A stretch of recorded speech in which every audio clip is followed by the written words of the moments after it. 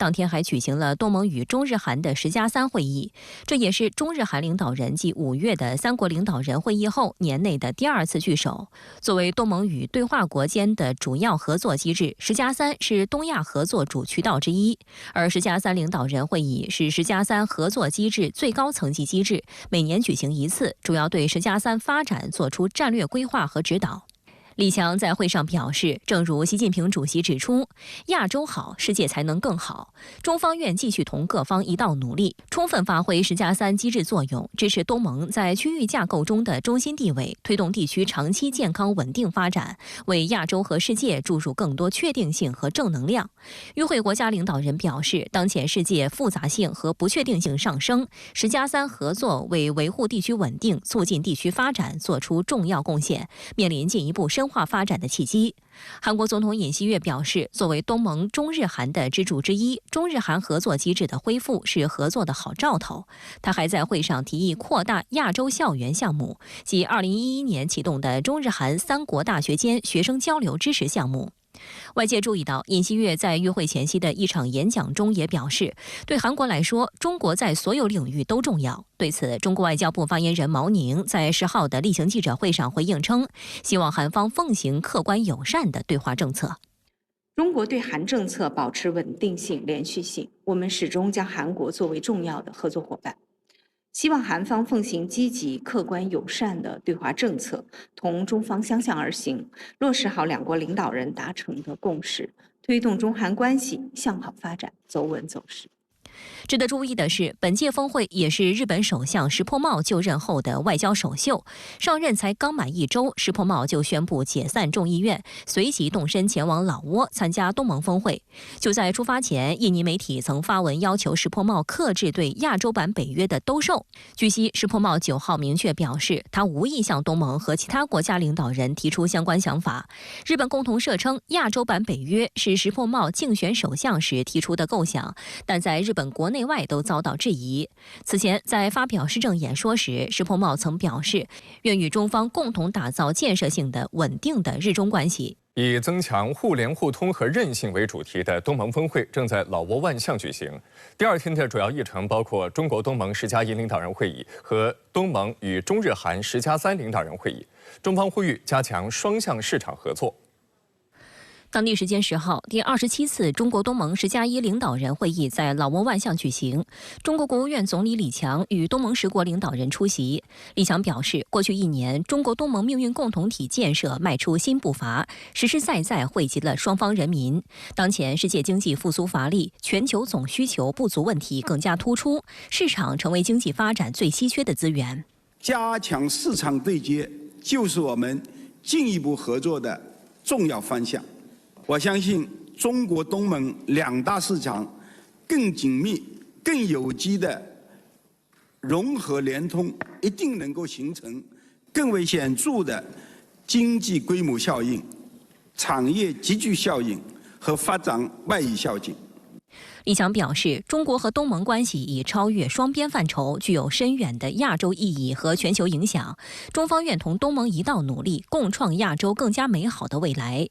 与会东盟国家领导人高度评价东盟中国全面战略伙伴关系强劲发展势头，表示东盟同中国互为最大贸易伙伴，各领域合作成果丰硕，有力增进地区人民福祉。会议还通过了涉及自贸区升级谈判、联合打击电信网络诈骗、促进智慧农业发展、深化人文交流合作等一系列成果文件。数据显示，中国连续15年保持东盟最大贸易伙伴地位，东盟也连续4年成为中国最大贸易伙伴。近年来，在双方共同努力下，中国与东盟务实合作取得长足进展，经贸往来大增，互联互通加强，人文交流蓬勃发展，互利合作为双方人民带来了实实在在的利益。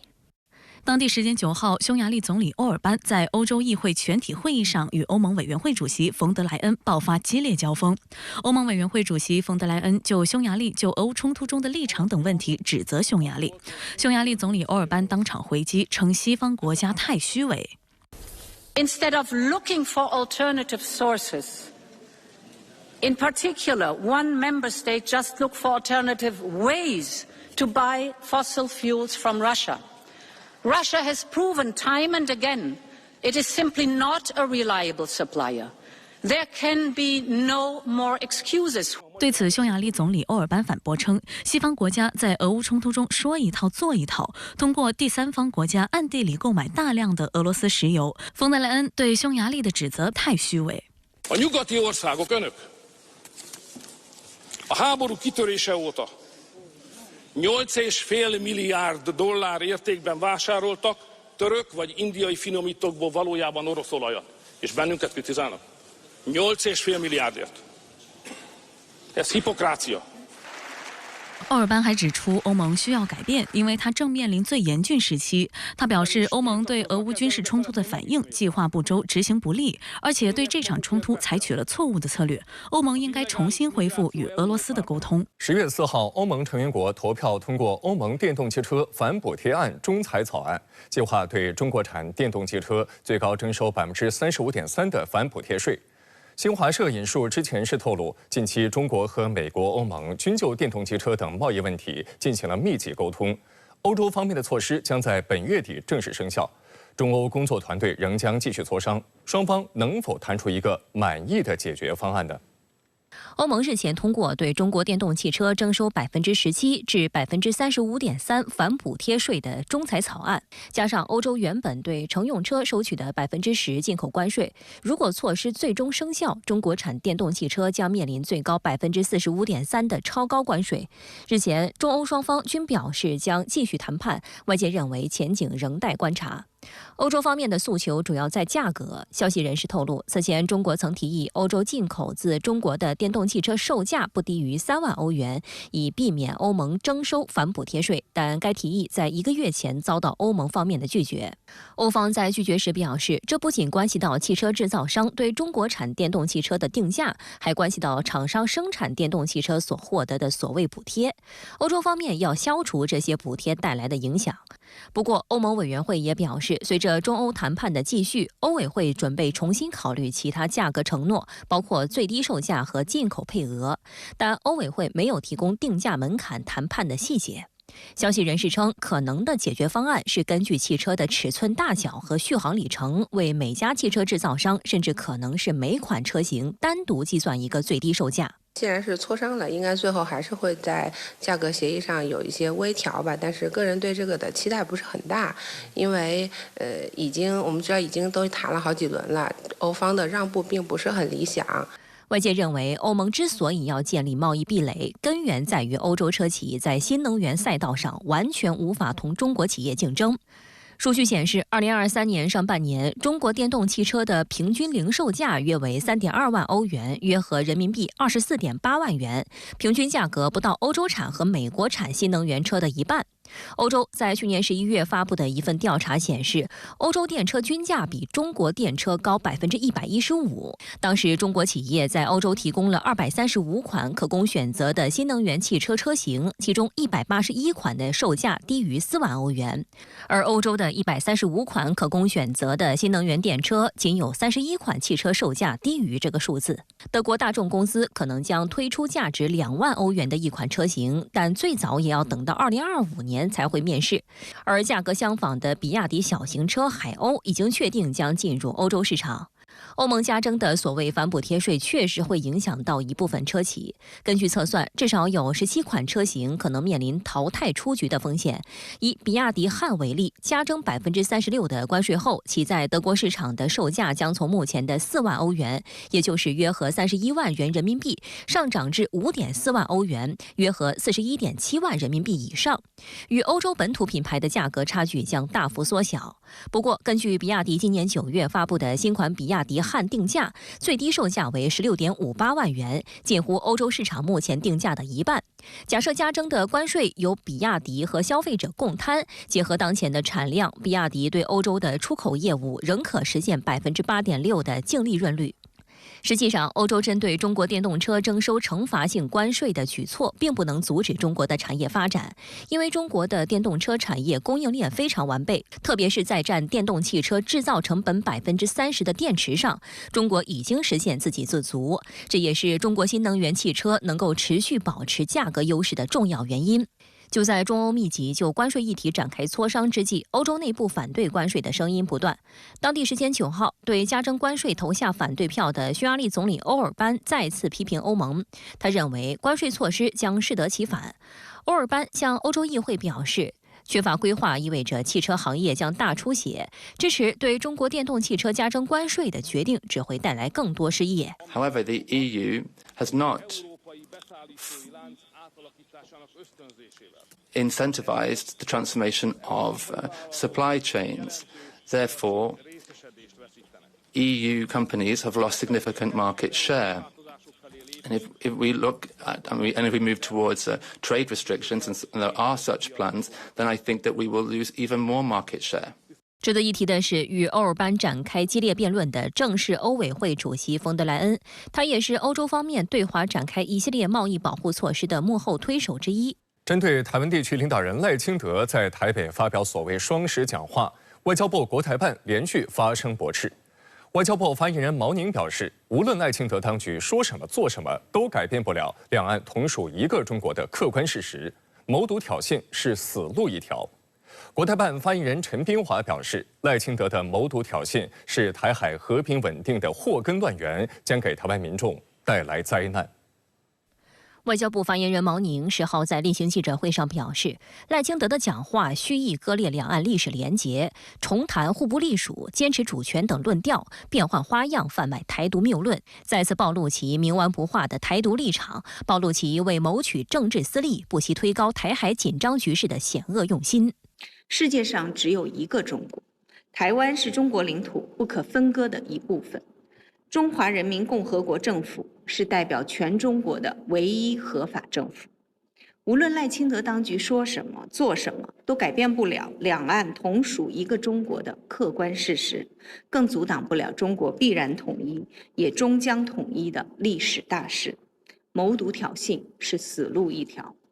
当天，国台办发言人陈斌华应询表示，赖清德在讲话中继续鼓吹互不隶属的新两国论，编造台独谬论，宣扬分裂主张，煽动两岸敌意对抗。这充分表明，赖清德顽固坚持台独立场，充斥对抗思维，不断挑衅滋事，蓄意加剧两岸紧张局势，严重破坏台海和平稳定。陈斌华表示，台湾自古就是中国的神圣领土，台湾同胞始终是中华民族的一份子，中华人民共和国政府始终是代表包括台湾在内的全中国的唯一合法政府，中国始终是全体中华儿女的伟大祖国，坚持一个中国原则始终是国际社会的普遍共识。制度不同不是统一的障碍，更不是分裂的借口。当前反对台独分裂的斗争不是制度之争，而是统一和分裂的斗争。赖清德处心积虑为分裂国家拼凑依据，强行灌输其台独主张，重谈民主对抗威权的老调，